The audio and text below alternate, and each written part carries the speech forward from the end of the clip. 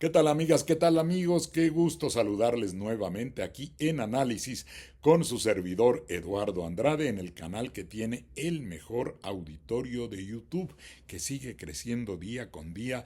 Tengo pendiente desde hace varias emisiones agradecer muchos de sus mensajes, los que logro poder colocar aquí para agradecerlos. José Luis Estrada, Alex Alba, muchas gracias. Ivonne Oropesa, David, los anoté acá para poder mencionarlos. Juanillín, dice así, y también Rosario Mora, muchas gracias. Lo mismo que Roberto Mendoza, Pablo Ochoa, a todas, a todos, muchas gracias. Roberto Mendoza, ya dijimos. También a Joaquín Mota y muchos más. Quisiera yo poder agradecerlos todos, uno por uno. Angelito 57, no sé cómo se llame, pero me da mucho gusto que nos vayan siguiendo muchos suscriptores. Procuraré en la medida en que sea posible y poder irlos anotando, agradecerles, pero todas y todos ustedes saben que les estamos, mi esposa y yo, profundamente agradecidos porque nos siguen, nos comentan, nos mandan mensajes de aliento, noticias, informaciones, en fin, y también algunas críticas recibimos, lo cual es normal.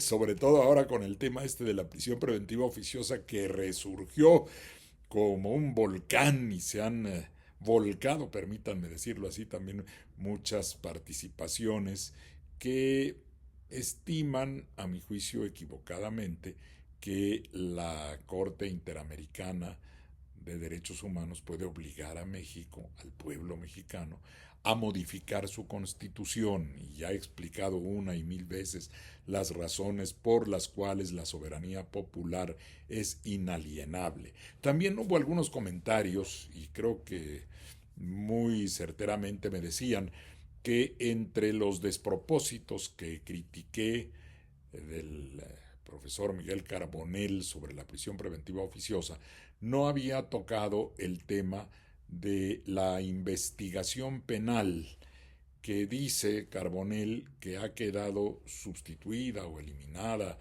en virtud de que la prisión preventiva oficiosa cumple ese papel de poder suplir las deficiencias de la investigación. Miren, si no lo toqué directamente es porque, siendo un despropósito también, tiene un elemento de verdad, pero hay que diseccionar muy bien ese punto.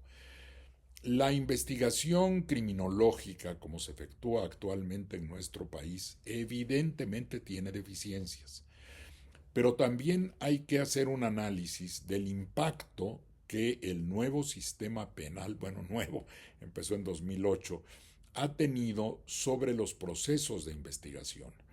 Y ahí creo que, sin presunción, pero el profesor Carbonell y muchos otros críticos tienen solo un contacto con los libros, con los estudios, con la academia, y no desprecio la academia porque he dedicado gran parte de mi vida también a los estudios académicos, a la publicación de libros, sí, pero en otra parte he estado en la trinchera, en la vida real.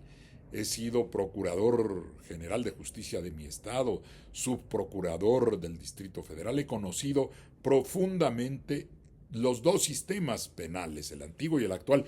Algunos me dicen, es que se ha quedado atrás con el antiguo sistema. No. Es verdad que me tocó aplicar el sistema anterior, pero también fui partícipe muy activo en la introducción del nuevo sistema en el estado de Veracruz. Fui redactor del Código Procesal de ese tiempo. Encabecé un grupo al que invité, por ejemplo, al maestro muy ameritado procesalista Jesús Zamora Pierce a que se incorporara para que tuviéramos muchas voces que pudieran dar luz sobre cómo hacer un buen código procesal de acuerdo al nuevo sistema. De modo que lo conozco como legislador a la perfección. Fui redactor de ese código que luego fue sustituido por el Código Nacional. Y también como magistrado del Poder Judicial de Veracruz me tocó aplicarlo, me tocó conducir y explicar sentencias orales con aplicación del nuevo sistema. Así es que nadie me puede imputar no saber el nuevo, y por supuesto que sé el antiguo, porque fui, como ya lo expliqué, procurador y subprocurador, etc. ¿Qué ventajas presentaba el sistema anterior? Que se ha dicho que también es una desventaja, pero lo pongo yo como una ventaja porque lo viví. El Ministerio Público tenía que perfeccionar lo mejor posible sus averiguaciones antes de llevarlas al juzgador. La consignación de esa averiguación previa, como se llamaba, hoy carpeta de investigación, que para el caso es lo mismo, tenía que ir muy sólida. Y los críticos decían que ello le daba mucho poder al Ministerio Público. Sí, le daba poder, pero también le daba responsabilidad. Tenía que llevar una argumentación bien elaborada para que el juez le diera entrada. Cuando viene el nuevo sistema penal, financiado por los Estados Unidos, que propiciaron en toda América Latina cambios a los sistemas penales para hacerlos similares al suyo, y total acabaron quedando en medio porque ni son iguales al norteamericano, donde hay un jurado que es el que emite el juicio de culpabilidad o no, y qué bueno que no lo hay en nuestro país porque tiene muchísimas deficiencias también. Pero el caso es que se introdujeron elementos que en el fondo le quitaron capacidades de investigación. No le quitaron, digamos que aflojaron las exigencias para el Ministerio Público al momento de ejercitar la acción penal. A mí me tocó, bueno, como subprocurador en la capital de la República, imagínense, llevaba yo el control de todos los procesos penales en todos los reclusorios de la Ciudad de México. Teníamos que estar al pendiente de cómo avanzaban esos procesos y cómo se sostenía la acusación que en principio hubiera presentado el Ministerio Público. Había pues una responsabilidad que se llevaba adelante a través de todo el proceso con base en la solidez de la averiguación original.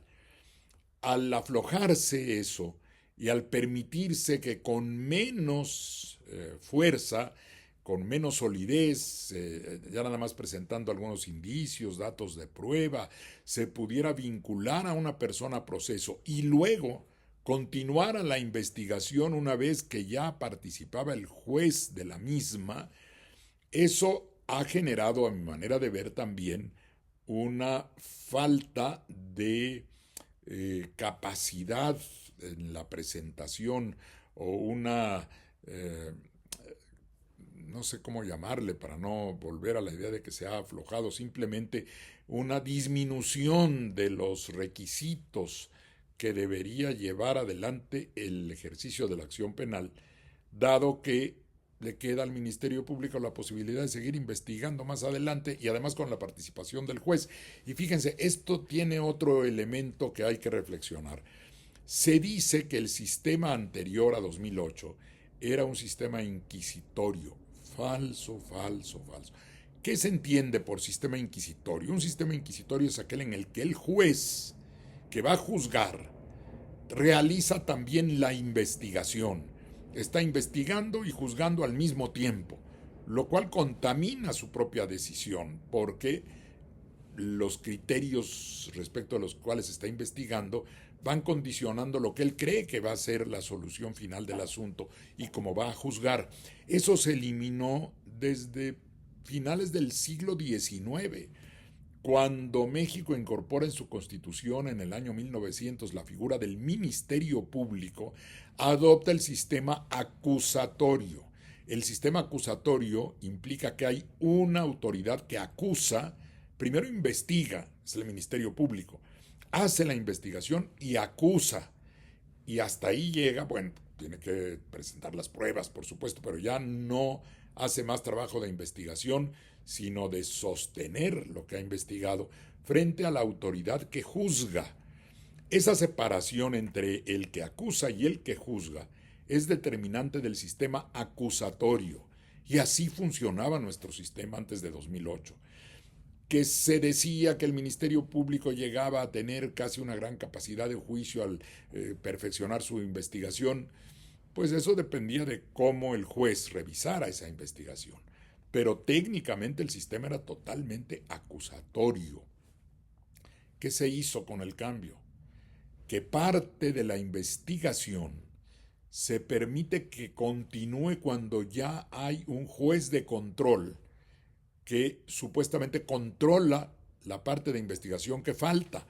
Bueno, entonces se convierte también en actor de la investigación y puede incluso ser un obstáculo para esa investigación. ¿Qué pasa cuando el Ministerio Público, por ejemplo, le pide una orden de cateo? Antes de todas maneras la tenía que pedir para perfeccionar su investigación, pero ahora tiene que esperar a estar ya en el proceso de control, y si el juez la niega, y si esa orden de cateo era determinante para obtener la prueba necesaria para condenar al presunto responsable, pues ya el juez también participó de ese proceso, y eso implica que ahora tenemos un sistema más inquisitorial que lo que ocurría con antelación. Y se han volteado los términos, se dice que antes era inquisitorial y ahora es acusatorio. Falso, antes era acusatorio y ahora es... Voy a admitir que se decía que antes era mixto, sí, mixto con un predominio acusatorio, lo acepto. Nada más que ahora es mixto con más elementos inquisitoriales porque el juez está participando en la investigación. De manera que no se puede decir que las investigaciones sean deficientes por la existencia de la prisión preventiva oficiosa, no tiene nada que ver. En última instancia, si la investigación es deficiente, el juez al momento de recibir el ejercicio de la acción penal, si ve que no está correctamente integrada la carpeta de investigación por alguno de los delitos que pueden merecer prisión preventiva oficiosa, pues simplemente no le da entrada, no admite esa imputación que esté haciendo el Ministerio Público si está mal hecha. Si ya la dejó entrar y luego está mal la investigación, las dos partes son responsables de que no esté bien esa investigación y ello no tiene un vínculo con la prisión preventiva oficiosa que se tiene que determinar en función de la naturaleza del delito que se comete. Entonces, también es un mito eso de que se le facilitan las cosas al Ministerio Público, pues depende del juzgador. Finalmente el juzgador es el que va a decidir si tiene datos suficientes para una vinculación a proceso. Y ya si los tiene, es que verificó que la investigación tiene elementos sólidos, aceptables, indicios que conducen a la apertura del proceso. Y ya sabe que si abre el proceso por esos delitos, tiene que dictar necesariamente la prisión preventiva oficiosa.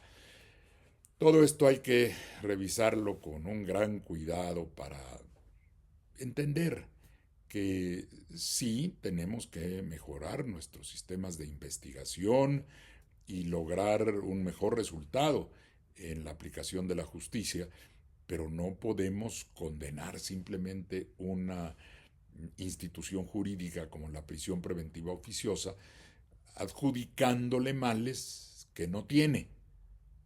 Evidentemente sí hay una disminución de la presunción de inocencia, que es otra cosa que me han dicho, pero eso también ocurre en la prisión preventiva que dicta un juez cuando no es oficiosa. Necesariamente, si la persona está sujeta a un proceso penal, es porque hay indicios que hacen presumir que ha cometido un delito. Y esa presunción contrarresta la presunción original de inocencia, que sigue vigente, por supuesto, mientras no haya una condena firme que declare la culpabilidad. Es todo por hoy. Muchas gracias por su atención. Hasta la próxima.